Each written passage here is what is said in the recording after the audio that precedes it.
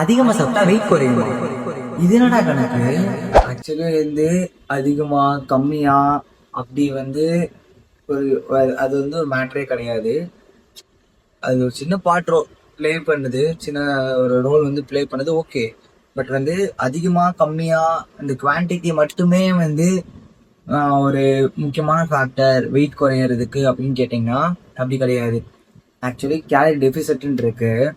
Gallery deficit உங்களுக்கு தெரியும்னா உங்களுக்கு மெயின்டெனன்ஸ் கேலரினா என்னன்னு தெரியணும், கேலரி சர்ப்ளஸ் என்னன்னு தெரியணும், தென் கேலரி டெபிசிட் என்னன்னு தெரியணும். வெயிட் குறையிறதுக்கு நம்ம கேலரி டெபிசிட்ல இருக்கணும்.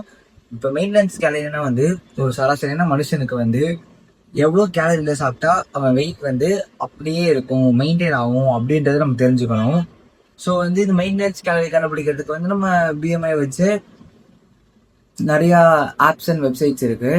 ஸோ நீங்கள் மெயின்டெனன்ஸ் கேலரி கால்குலேட்டர் கூகுள் பண்ணி பார்த்தீங்கன்னாலே உங்கள் ஹைட் அண்ட் வெயிட்டை வச்சு ஓகே எவ்வளோ ஒரு ஆக்டிவிட்டி இருக்குது உங்களுக்கு, ஒரு எவ்வளோ ஃப்ரீக்வெண்ட்டாக நீங்கள் ஒர்க் அவுட் பண்ணுவீங்க, இல்லைன்னா உங்கள் ஆக்டிவிட்டி லெவல் செக் பண்ணி இதுதான் உங்கள் மெயின்டெனன்ஸ் கேலரின்னு சொல்லி ஒரு அப்ராக்ஸாக கொடுக்கும். இதுதான் நீங்கள் அக்யூரேட்டான்னு கேட்டிங்கன்னா அக்யூரேட்டான வேல்யூ எதுவுமே கிடையாது. ஸோ அப்ராக்ஸாக ஒரு ஒரு கேலரி கவுண்ட் கொடுக்கும். அதுலேருந்து ஒரு 300 ஒரு 200 to 300 கேலரிஸ் நீங்கள் கம்மியாக சாப்பிட்டீங்கன்னா அது கேலரி டெபிசிட். அதே ஒரு 200 to 300 கேலரிஸ் அதிகமாக சாப்பிட்டீங்கன்னா அது கேலரி சர்ப்ளஸ். இவ்வளோதான், சிம்பிள். ஸோ நம்ம வெயிட் குறையணும் அப்படின்னா நம்ம மெயின்டெனன்ஸ் கேலரிலேருந்து கொஞ்சம் கம்மியாக சாப்பிடணும். கம்மியாக சாப்பிடும்போது நம்ம எனர்ஜி நம்ம பாடி நம்ம பாடியில் இருக்க செல்ஸ்லேருந்து எனர்ஜி எடுக்க ஆரம்பிக்கும். சிம்பிளாக சொல்லணும்னா செல்ஸ்லேருந்து.